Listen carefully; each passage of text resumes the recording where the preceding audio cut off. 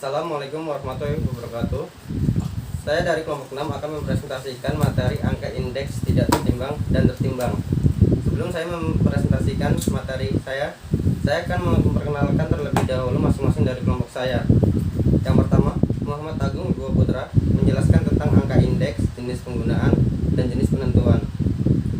Desiana menjelaskan tentang angka indeks tidak tertimbang.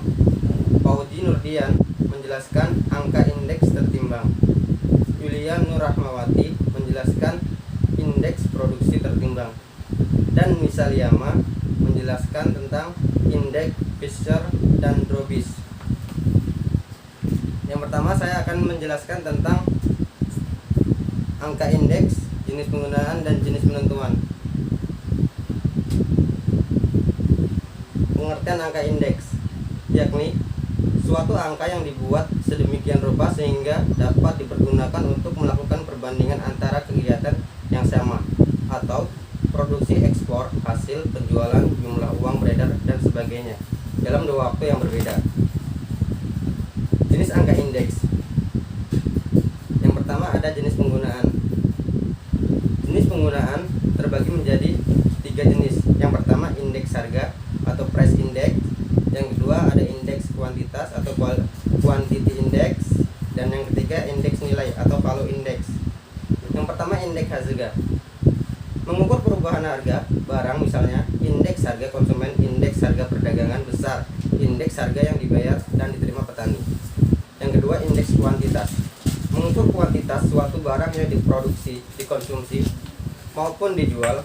Misalkan indeks produksi beras, indeks konsumsi kedelai, indeks penjualan jagung. Dan yang ketiga indeks nilai.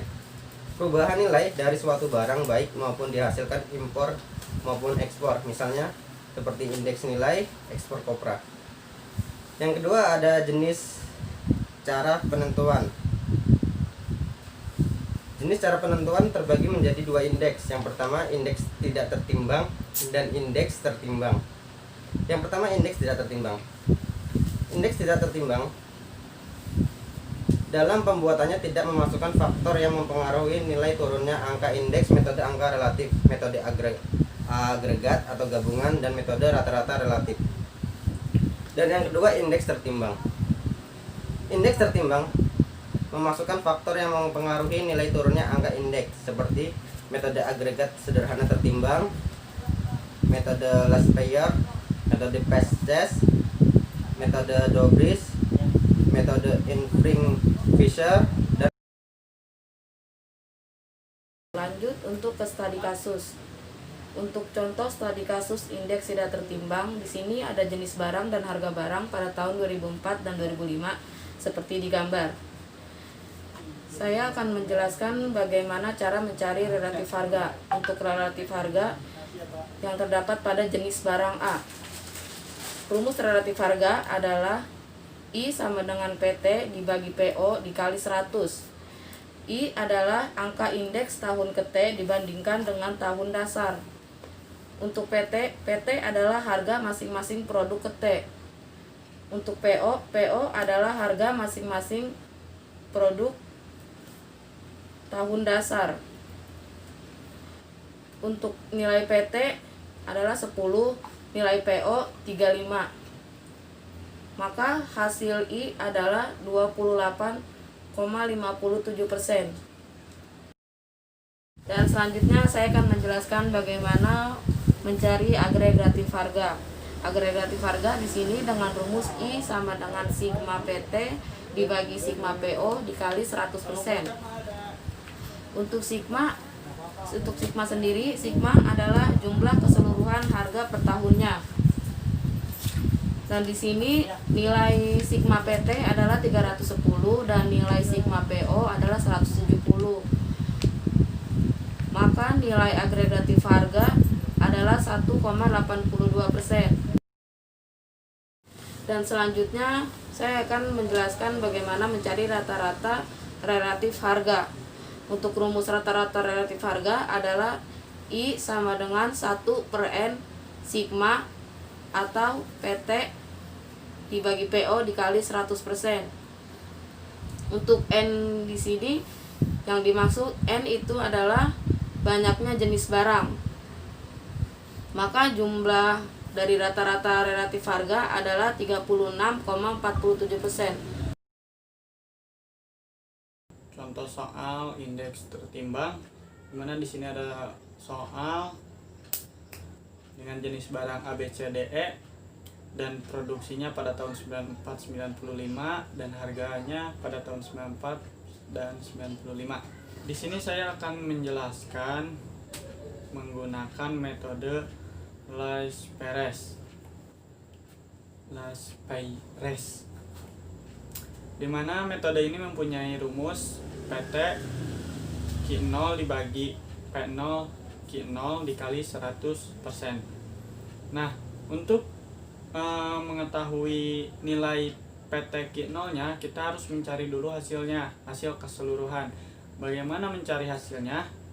Yaitu kita membuat tabel baru di sebelah kiri, di sebelah kanannya. Nah, kita membuat tabel misalnya PT Q0.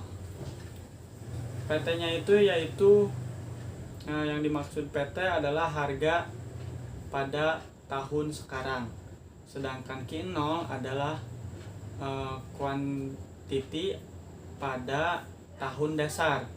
Jadi PT-nya itu ditaruh pada harga tahun 95 dan Q0-nya itu ditaruh pada produksi pada tahun 94. Nah, yang pertama pada jenis barang A, PT tahun 95 yaitu sebesar 15 dan Q0 nya pada tahun 94 yaitu 35. Jadi 15 dikali 35 maka hasilnya 525. Dan seterusnya sampai kita mendapatkan nilai-nilainya itu sampai jenis barang ke E ya. Lalu kita mencari nilai P0 Q0. Nah, di sini P0-nya itu dari jenis barang A adalah 20 dan Q0-nya itu 35. Jadi 20 dikali 35 adalah 700 dan seterusnya. Nah, ini adalah hasil keseluruhan yang kita dapat.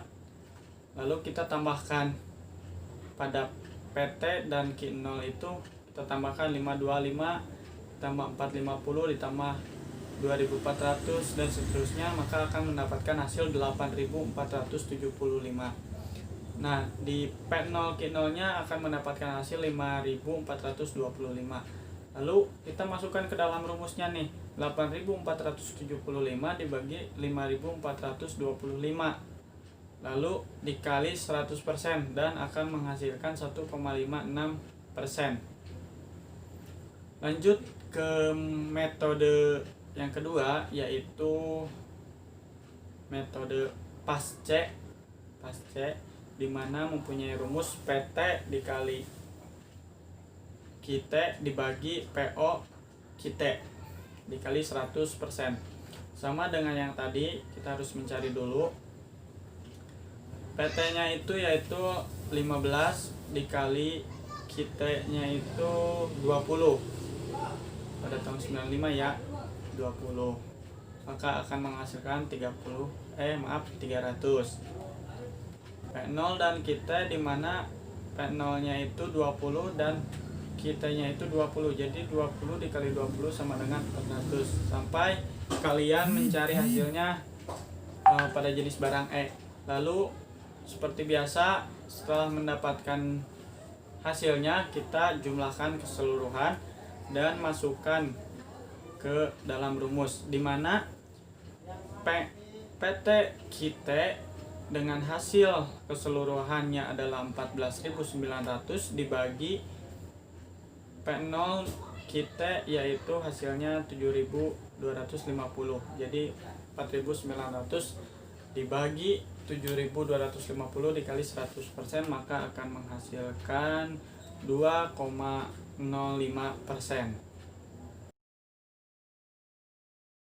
Assalamualaikum warahmatullahi wabarakatuh. Saya Yulian Rahmawati dengan NIM 1190989 akan melanjutkan studi kasus membahas tentang indeks tertimbang. Lalu untuk indeks produksi agregatif tertimbang